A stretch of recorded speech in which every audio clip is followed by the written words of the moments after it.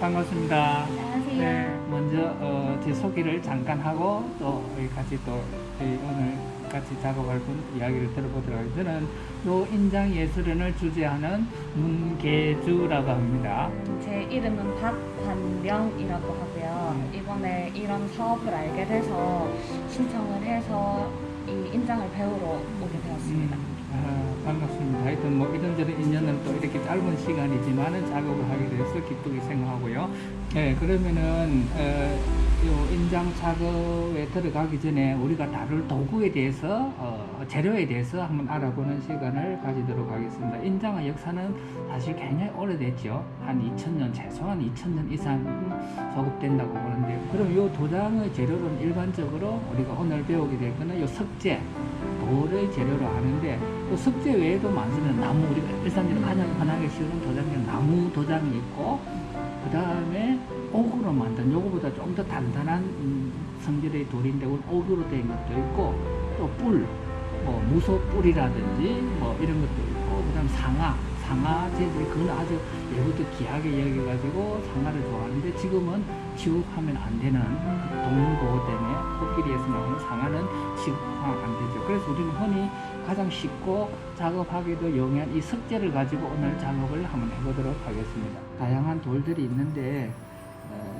돌의 이름은 각 지역에서 나오는 그 지역 이름을 주로 많이 사용하는데, 이것도 어떤 돌 이름입니다. 청전석이라 해갖고 또 이런 돌 재료를 가지고 작업을 하도록 하겠습니다. 이 석재를 가지고 작업할 때 사용되는 도구는 이런 이렇게 또 전각도라 해갖고 전각이라는 거는 전자, 옛날에 그 아주 꼬불꼬불한 그림처럼 생긴 그 문자가 있는데 어느 시기 때 유행한 이런 사용되는 이런 문자고, 쉽게는 중국을 통일한 진나라 시황제 때 일반적으로 사용되는 그 문자로 새기는 글이라 해서 전각이라고 합니다. 이 전각도를 잡는 방식은 두 가지 방법, 보통 연필처럼 해가지고 이렇게 밀면서 하는 작업, 또는 이렇게 손바닥을 잡고서 이렇게 당기면서 하는 작업, 이 두 가지를 가지고 하는데, 그거는 작가들마다 자기가 표현하기 쉽고 자기가 익혀진 기술대로 기술을 사용하는 경우가 일반적입니다. 네, 먼저 한번 잡아볼까요?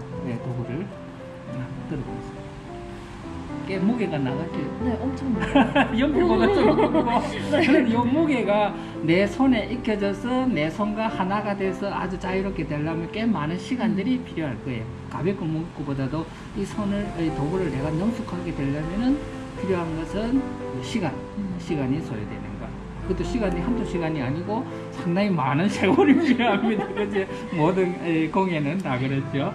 네, 그러면은 이렇게 우리가 사용할 재료인 석재를 골랐고, 그 다음에 이 돌을 이제 골랐으면은 요 면에다 글을 새겨야 되는데, 요 면을 새기기 위해서는 먼저 요 돌이 작업할 수 있도록, 또는 찍혔을 때 잘 나올 수 있도록 평탄화하는 평면 작업을 해야 됩니다. 이 평면 작업이 굉장히 중요한데, 이것도 역시 좀 시간이 필요되는 그런 작업인데, 그걸 한번 하도록 해보겠습니다. 먼저 그렇게 하려면은 그리고 이렇게 유리판처럼 아주 평탄화된데, 여기다 굉장히 부드러운 사포 이런 걸 깔고, 네, 이거 한번 잡아보겠습니다. 같이 요걸 하려면 이렇게 잡으면 안 되고, 요걸 옆으로 이렇게 손가락으로 양면으로 잡고 힘이 고르게 이게 바닥에 걸릴 수 있도록 놔서 이게 흔들리지 않게 넣고 정확하게 고르게 힘을 주면서 쭉 밀고, 또 당길 수도 있고, 안 그러면 그냥 일반적으로 한 곳을 밀기만 해도 되고,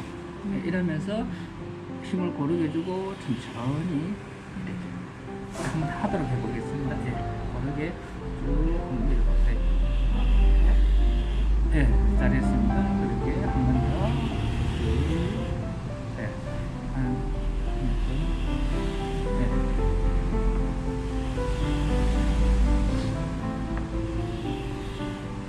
네, 됐습니다. 근데 이렇게 해보면 여기 이제 고르게 쪼그르게 나오고, 이게 삐딱하거나 뭔가 이렇게 딱 90도 자로 이렇게 재어 봤을 때 뭔가 이렇게 찢겨진다거나 그런 거 없이 이렇게 딱 일자가 딱 되도록. 이게 만약 있다가 이래 된다거나 아, 네. 이래 되면은 안 되겠지. 네네. 항상 여기 일자가 되도록 이래야 찍혔을 때 힘이 고르게 주어져서 정확하게 찍히니까 요 작업 치습, 요걸 치습이라는 돌을 평면화시킨 다스린다 해서 돌을 내가 작업 가능한 형태로 바꿔내는 이런 작업들, 요 작업이 굉장히 중요한 작업이지. 그러면 어떤 걸 한번 새겨볼까요? 디자인 선택. 온나. 온나는 무슨 말이죠? 와라 온나. 할 때 오너라. 온나. 오너라. 네, 하는- 와라. 네. 그걸 그런 온나. 뜻인데 요게 이제 저희 청년들을 위해서 다양한 활동을 할 수 있도록 경남도에서 만든 경남 청년센터 이름이어서 청년센터 이름이 네. 청년 온나. 온나. 네. 예. 그를 디자인할 때 먼저 청년 온나라는 그 네 글자를 새김의 내용으로 하고 그걸 새기는 때 두 가지 접근하는 방식이 있어요. 도장에는 본래 하나는 음각 또는 하나는 양각이라고 하는데, 음각이라는 거는 내가 표현하고자 하는 글자를 파내어서 찍었을 때 그게 하얗게 나오는 부분, 희게 나오는 글씨로 해서 음각을 다른 말로는 백문이랍니다. 흰 백자 쓰죠. 문이라는 거는 문장, 글을 나타내고, 그 다음에는 양이라는 거는 그 반대가 되겠죠.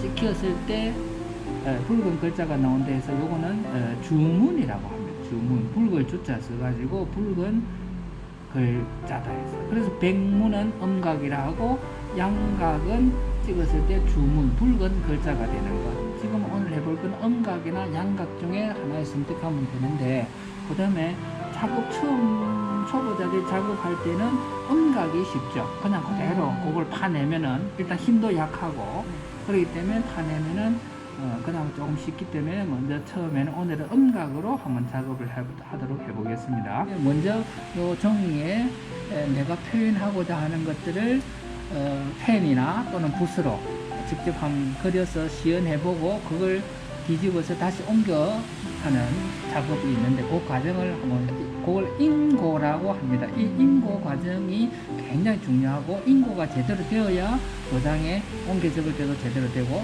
결과도 좋기 때문에 이 인고 과정이 어떤 이게 작업 과정에서는 굉장히 중요한 과정이고, 그래서 이 인고 과정을 세심하게 한번 하도록 해보겠습니다. 자, 먼저 인고는 먼저 빨간색을 사용하는 게 좋고, 아까 이 크기의 정도 사각형을 그려서 내가 표현하고자 하는 글꼴을 한번 직접 써보는 거지. 이렇게 펜으로 사각형을 그리고 그 안에 글자를 칸을 거기다가 연필로 이렇게 대략적으로 칸을 그어서 여기다 그렸을 때 붓으로 하면은 굵고 가늘고를 할 수가 있습니다. 그래서 붓으로 한번 해보겠습니다. 청년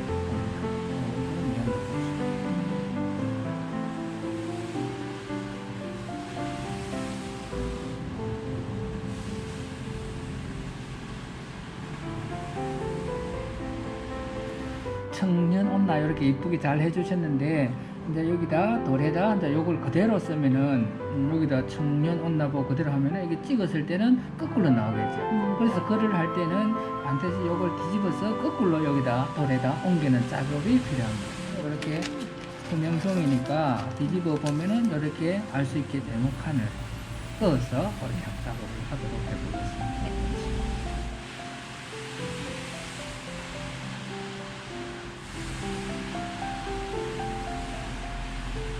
네, 이제 본격 본 작업에 들어가서 한번 직접 시연해 보도록 하겠습니다. 나는 양각, 네. 우리 박 관장님은 음각. 나중에 된 시간에 좀 바꿔서 작업도 해보고 지금은 네. 누가 잘하나. 자, 천천히 안전하게 네. 천천히 시작해 보도록 하겠습니다. 네. 네.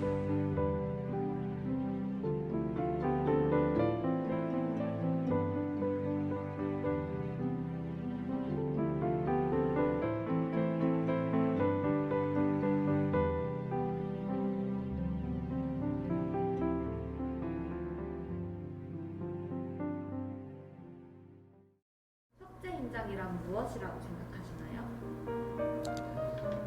예, 석재 인장은 그러니까 재질의 측면에서 말씀하시는 생각하시는 것 같아요. 석재인장은 말 그대로 돌 석재니까 돌을 재료로서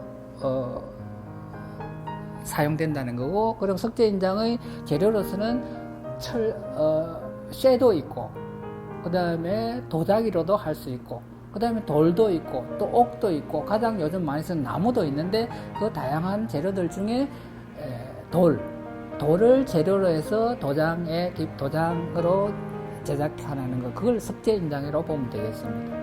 석재인장을 만들기 시작하신 지는 얼마나 되셨나요?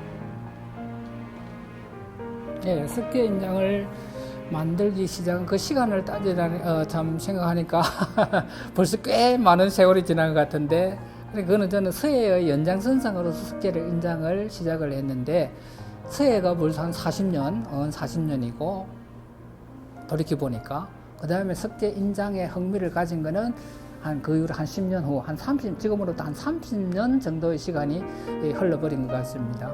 그게 이제 붓글씨가 어떤 부드러움을 표현하는 그런 선질의 어떤 특성을 갖고 있다면은, 석재인장은 돌이라는 재료의 날카로운 이게 전각도, 칼이 스치면서 내는 그 흔적들, 그것들이 붓하고는 전혀 다른 효과를 가지기 때문에 그것들에 대해서 굉장히 흥미롭게 느꼈고, 그게 아마 석재인장을 시작하게 된 동기, 또는 그게 직업으로 가지게 된 매력의 하나가 아닐까, 그렇게 생각합니다. 그러면 인장의 매력이란 무엇이라고 생각하시나요? 네, 인장의 매력이라는 것은 아까처럼 서예와 대비해서 굳셈, 날카로움, 칼이 날카로운 돌을 만났을 때 드러내는 그 칼의 흔적, 그 흔적이 그대로 쏠릴 수 없는 그 흔적이 그대로 돌에 남겨지고, 그 흔적이 다시 빨간 인주를 묻혔을 때 다시 한번 복제되어 나오는, 뒤집어져 나온다고 하죠. 복제되어 나왔을 때 그 찍을 때 그 설레임이 굉장히 큰 매력이라고 보면 되겠습니다. 그때는 이제 효과를 의도해서 작업할 수도 있고, 또는 의도하지 않은 그런 어떤 효과를 관찰할 때도 그때 큰 즐거움이 됐었고, 그게 인장의 매력이라면 매력이라고 볼 수 있겠습니다. 예. 요즘도 석재인장 제작에 배우게 되는 청년들이 네. 저는 제 부근에서는 뭐 그렇게 많은 사람을 이렇게 만날 수는 없지만, 가끔씩 석재인장을 호기심을 가지고 또 궁금해서 찾아오는 사람들이 있긴 있어요.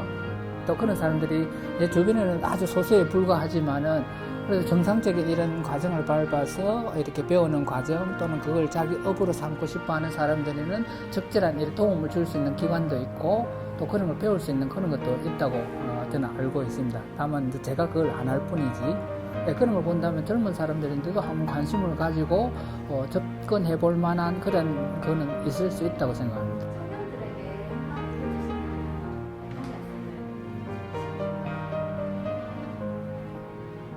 네, 참 어려운.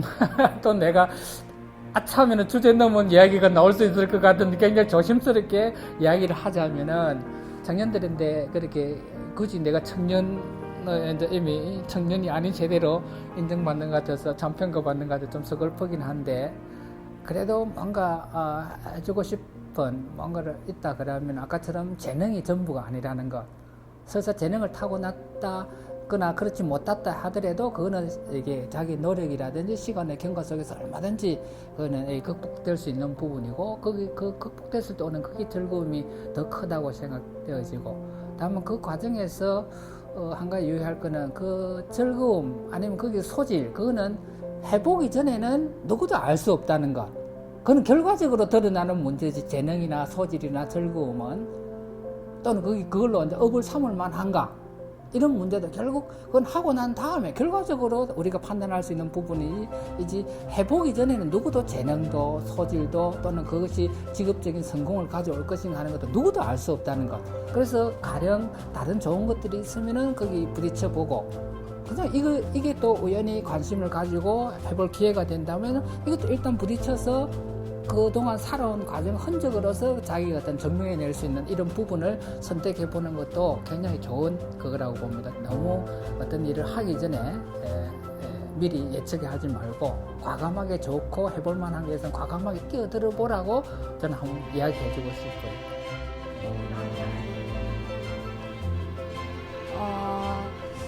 알고는 있었는데 이게 석재 인장을 하나하나 수작업으로 다 진행을 하는 거는 이번 사업을 통해서 처음 알게 되었습니다.